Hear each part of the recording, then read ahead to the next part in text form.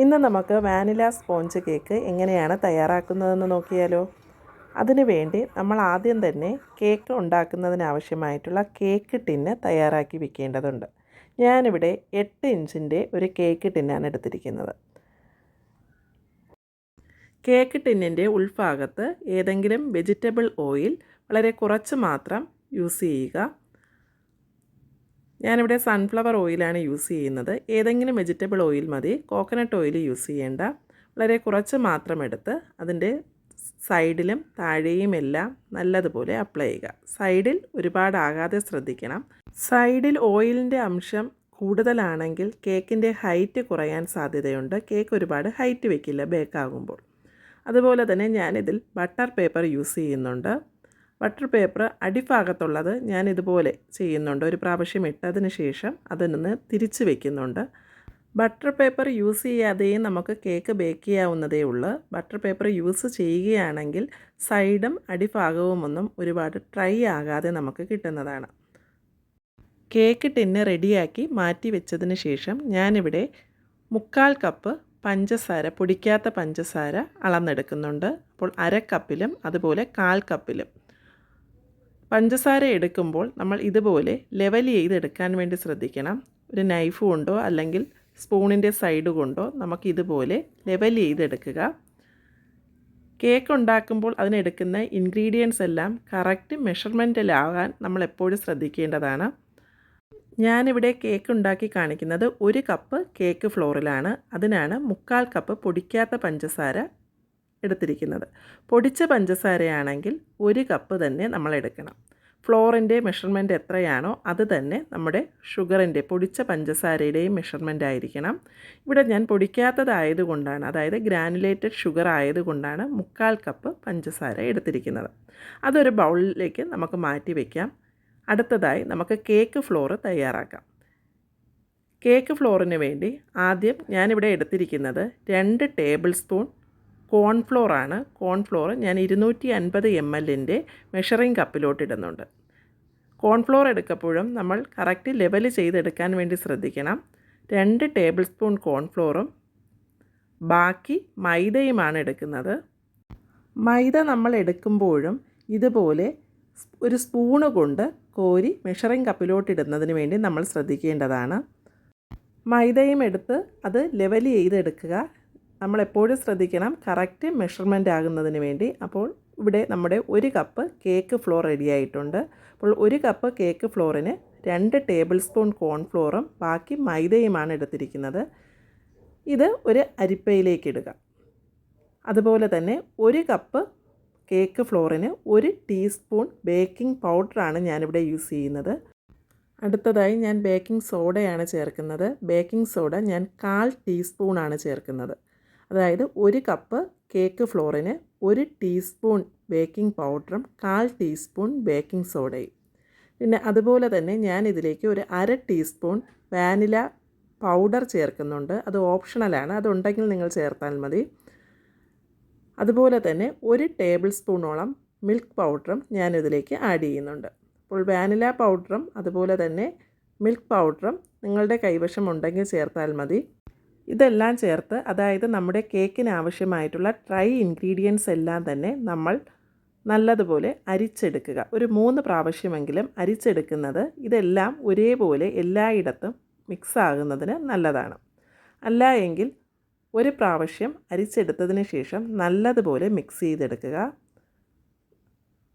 ഇതുപോലെ മിക്സ് ചെയ്തെടുത്താലും മതി. ഏറ്റവും നല്ലത് നമ്മൾ 3 പ്രാവശ്യമെങ്കിലും അരിച്ചെടുക്കുന്നതാണ്. അപ്പോൾ ബേക്കിംഗ് സോഡയും ബേക്കിംഗ് പൗഡറും എല്ലാം തന്നെ ഫ്ലോറിൻ്റെ എല്ലാ ഭാഗത്തും ഒരുപോലെ മിക്സായി കിട്ടും. ഞാൻ അരിച്ചെടുത്ത് മിക്സ് ചെയ്ത ഈ ഡ്രൈ ഇൻഗ്രീഡിയൻസ് ഒരു ബൗളിലേക്ക് മാറ്റുന്നുണ്ട്. ഡ്രൈ ഇൻഗ്രീഡിയൻസ് റെഡിയാക്കി മാറ്റി വെച്ചതിന് ശേഷം മറ്റൊരു ബൗളിൽ 4 മുട്ട ഞാനിവിടെ എടുക്കുന്നുണ്ട്. റൂം ടെമ്പറേച്ചറിലുള്ള മുട്ട തന്നെ എടുക്കാൻ ശ്രദ്ധിക്കുക. അതുപോലെ തന്നെ മുട്ട എടുക്കുന്ന ബൗളിൽ ഒരു തുള്ളി വെള്ളമോ ഒന്നും തന്നെ പാടില്ല. അതിലേക്ക് ഒരു 5 ml വാനില എസൻസും ഒരു 1/4 ടീസ്പൂൺ ഉപ്പും കൂടി ചേർത്ത് ഞാൻ നന്നായി ബീറ്റ് ചെയ്യുന്നുണ്ട്. 1 എന്നുള്ള സ്പീഡിലിട്ടാണ് ഞാനിവിടെ ബീറ്റ് ചെയ്യുന്നത്. അതുപോലെ ബീറ്റ് ചെയ്യുമ്പോൾ എപ്പോഴും ഒരേ ഡയറക്ഷനിലോട്ട് തന്നെ ബീറ്റ് ചെയ്യാൻ നമ്മൾ ശ്രദ്ധിക്കണം. 1 സ്പീഡിലിട്ട് ബീറ്റ് ചെയ്ത് ഇത് മുട്ടയുടെ മിക്സ് നന്നായി ഒന്ന് പതഞ്ഞതിന് ശേഷം മാത്രമാണ് നമ്മളിവിടെ എടുത്തു വെച്ചിരിക്കുന്ന 1/4 കപ്പ് പഞ്ചസാര 3-4 പ്രാവശ്യമായി കുറച്ച് വീതം ചേർത്ത് 1 സ്പീഡിലിട്ട് തന്നെ ബീറ്റ് ചെയ്യുക. പഞ്ചസാര മുഴുവൻ മെൽറ്റ് ആകുന്നത് വരെ നമ്മൾ 1 സ്പീഡിൽ തന്നെ ഇട്ട് ബീറ്റ് ചെയ്യുക. ഏകദേശം 2 മിനിറ്റൊക്കെ കഴിയുമ്പോഴേക്കും നമ്മുടെ പഞ്ചസാര നന്നായി മെൽറ്റ് ചെയ്ത് കഴിഞ്ഞിട്ടുണ്ടായിരിക്കും. തരി ഒരുപാട് കൂടുതലുള്ള പഞ്ചസാരയാണെങ്കിൽ ചിലപ്പോൾ 3 മിനിറ്റ് വരെ എടുക്കും. 1/4 കപ്പ് പഞ്ചസാര ഇതിൽ ഫുള്ള് മെൽറ്റായി ഇരുന്നതിന് വേണ്ടി. അപ്പോൾ ഞാനിവിടെ എടുത്തിരിക്കുന്ന പഞ്ചസാര ഒരുപാട് സൈസ് കൂടുതലുള്ളതല്ല, തരികൾ ഒരുപാട് സൈസ് കൂടുതലുള്ളതല്ല. പൊടിച്ച പഞ്ചസാര എടുക്കുന്നതിനേക്കാൾ നല്ലത് നമ്മൾ മുട്ടയിൽ ഇല്ലാത്ത പഞ്ചസാര ചേർക്കുന്നതാണ്. അപ്പോൾ നമ്മുടെ മുട്ടയുടെ കളർ ബീറ്റ് ചെയ്ത് കഴിയുമ്പോൾ നല്ല വൈറ്റ് കളറിൽ കിട്ടുന്നതിനും കേക്ക് നല്ല കൂടുതൽ സ്പോഞ്ചായിരിക്കുന്നതിനും നമ്മൾ പൊടിക്കാത്ത പഞ്ചസാര ഉപയോഗിക്കുന്നതാണ് നല്ലത്. അതുപോലെ തന്നെ കേക്കിൽ യൂസ് ചെയ്യുന്ന മുട്ട മീഡിയം സൈസ് അല്ലെങ്കിൽ ലാർജ് സൈസിലുള്ള മുട്ട തന്നെ എടുക്കാൻ ശ്രദ്ധിക്കുക. സ്മോൾ സൈസ് എടുത്താൽ നമ്മുടെ കേക്ക് ബേക്ക് ചെയ്ത് വരുമ്പോൾ ഒരുപാട് ഹൈറ്റ് ഉണ്ടാകില്ല. അപ്പോൾ നമ്മൾ മീഡിയം സൈസ് മുട്ടയെങ്കിലും എടുക്കാൻ ശ്രദ്ധിക്കണം കേക്കിന് വേണ്ടി മുട്ട ചൂസ് ചെയ്യുമ്പോൾ. അതുപോലെ ഫ്രിഡ്ജിലിരിക്കുന്ന മുട്ടയാണെങ്കിൽ അത് പുറത്തെടുത്ത് വെച്ച് റൂം ടെമ്പറേച്ചർ ആയിട്ട് വേണം നമ്മൾ മുട്ട കേക്കിന് വേണ്ടി യൂസ് ചെയ്യേണ്ടത്. ബീറ്റർ ചൂടാകുകയാണെങ്കിൽ ഒരു 20 സെക്കൻഡൊക്കെ നിർത്തി വെച്ചിട്ട് നമുക്ക് ബീറ്റ് ചെയ്യാവുന്നതാണ്. ഇപ്പോഴാണ് ഞാൻ സ്പീഡ് 2 മാറ്റിയിട്ടുള്ളത്. ഇപ്പോൾ നമ്മുടെ പഞ്ചസാരയെല്ലാം നല്ലതുപോലെ മെൽറ്റ് ആയിട്ടുണ്ട്. ഇപ്പോൾ സ്പീഡ് 2 മാറ്റി ഞാൻ പിന്നെ 2 മിനിറ്റോളം ബീറ്റ് ചെയ്യുന്നുണ്ട്. നമ്മൾ ബീറ്റ് ചെയ്യുമ്പോൾ എപ്പോഴും ഒരേ ഡയറക്ഷനിലാകാൻ തന്നെ ശ്രദ്ധിക്കണം.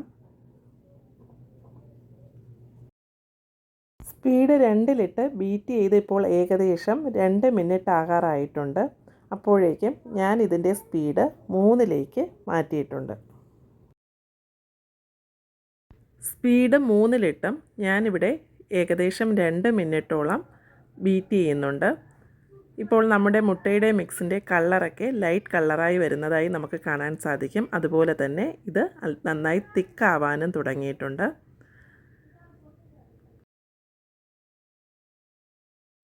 ഇപ്പോൾ ഞാനിതിനെ സ്പീഡ് 4 മാറ്റിയിട്ടുണ്ട്. 4 മാറ്റിയും ഞാനൊരു 1.5 മിനിറ്റോളം ഇത് ബീറ്റ് ചെയ്യുന്നുണ്ട്. ചൂടാവുകയാണെങ്കിൽ ഇടയ്ക്ക് നമുക്കൊരു 10-20 സെക്കൻഡോളം നിർത്തി വയ്ക്കാവുന്നതാണ്. എന്നിട്ട് നിർത്തി വെച്ചതിന് ശേഷം സ്റ്റാർട്ട് ചെയ്യുമ്പോഴും നമ്മൾ സ്പീഡ് 4 നിന്ന് തന്നെയാണ്, എവിടെയാണോ നിർത്തിയത് അവിടെ നിന്ന് തന്നെ സ്റ്റാർട്ട് ചെയ്യണം. അല്ലാതെ 1 നിന്ന് തന്നെ 1 സ്റ്റാർട്ട് ചെയ്യരുത്. സ്പീഡ് ഞാനിപ്പോൾ 5 മാറ്റിയിട്ടുണ്ട്. നമ്മുടെ ഇതിൽ നല്ല തിക്കായി ലെയർ ഫോം ചെയ്ത് തുടങ്ങിയിട്ടുണ്ട് ബീറ്റ് ചെയ്യുന്നത്. ഇതിൻ്റെ മാക്സിമം സ്പീഡ് 5 ആണ്. ചൂടാവുകയാണെങ്കിൽ ഞാൻ നേരത്തെ പറഞ്ഞതുപോലെ അല്പനേരം ഒന്ന് നിർത്തിയിട്ടിട്ട് നമുക്ക് ബീറ്റ് ചെയ്യാവുന്നതാണ്. ഒരു റിബൺ കൺസിസ്റ്റൻസി ആകുന്നത് വരെ നമ്മൾ 5 അതായത് ഒരു 2 മിനിറ്റൊക്കെ മതിയാകും മാക്സിമം. അപ്പോഴേക്കും ഇത് ഒരു റിബൺ കൺസിസ്റ്റൻസി ആകും. റിബൺ കൺസിസ്റ്റൻസി ആകുമ്പോൾ നമുക്ക് ബീറ്റ് ചെയ്യുന്നത് നിർത്താം. ഇതിലേക്ക് ഇനി 2 ടേബിൾ സ്പൂൺ സൺഫ്ലവർ ഓയിൽ ഞാൻ ചേർക്കുന്നുണ്ട്.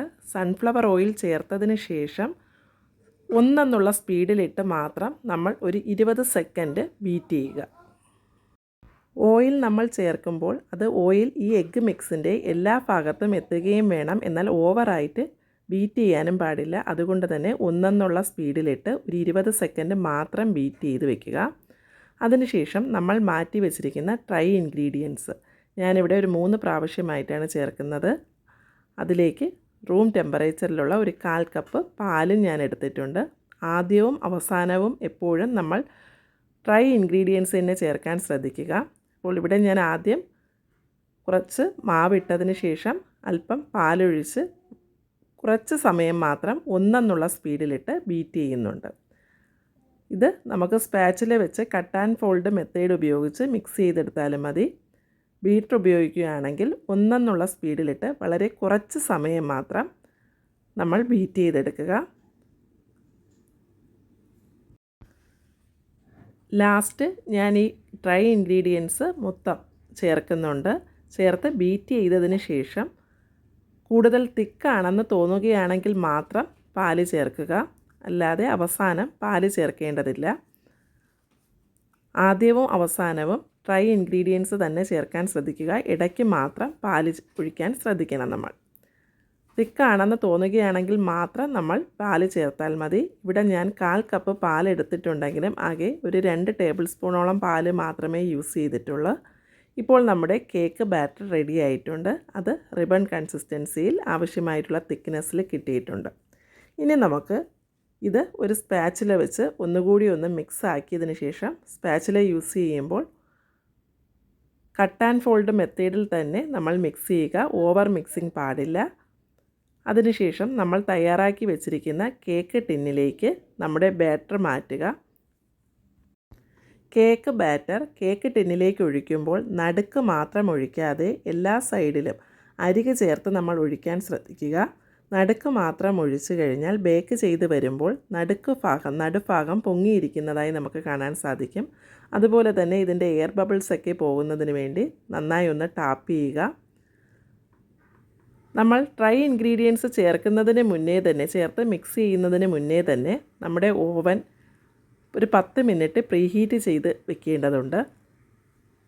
ഞാനിവിടെ 185 ഡിഗ്രി സെൽഷ്യസിൽ താഴെയുള്ള കോയിൽ മാത്രം ചൂടാകുന്ന രീതിയിൽ 10 മിനിറ്റ് പ്രീഹീറ്റ് ചെയ്ത ഓവനിലേക്ക് നമ്മുടെ കേക്ക് ടിൻ വെച്ചു. കേക്ക് ടിൻ വെച്ച് കഴിയുമ്പോൾ നമ്മുടെ ടെമ്പറേച്ചർ 165 ഡിഗ്രിയിലേക്ക് മാറ്റുന്നുണ്ട്. അതുപോലെ തന്നെ ഒരു 25 മിനിറ്റ് മതിയാകും. ആദ്യത്തെ 10 മിനിറ്റ് കഴിയുമ്പോഴേക്കും ഞാൻ ഡബിൾ കോയിലാക്കി മാറ്റുന്നുണ്ട്. അപ്പോൾ നമ്മുടെ കേക്കിൻ്റെ മുകൾ ഭാഗവും അല്പമൊന്ന് കളർ ചേഞ്ച് ചെയ്ത് കിട്ടുന്നതാണ്. അല്ല എങ്കിൽ താഴെയുള്ള കോയിൽ മാത്രമാണെങ്കിലും മതി. അത് കഴിഞ്ഞ് പുറത്തെടുത്തതിന് ശേഷം അല്പമൊന്ന് തണുത്തതിന് ശേഷം മാത്രം നമ്മുടെ ബട്ടർ പേപ്പർ റിമൂവ് ചെയ്യുക.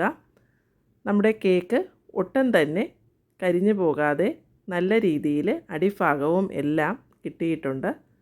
അങ്ങനെ നമ്മുടെ സോഫ്റ്റ് ആയിട്ടുള്ള വാനില സ്പോഞ്ച് കേക്ക് റെഡി ആയിട്ടുണ്ട്. നമ്മൾ യൂസ് ചെയ്യുന്ന കേക്ക് ടിന്നിൻ്റെ സൈസിനനുസരിച്ച് വ്യത്യാസം വരാം ബേക്കിംഗ് ടൈമും അതുപോലെ തന്നെ കേക്കിൻ്റെ സൈസും.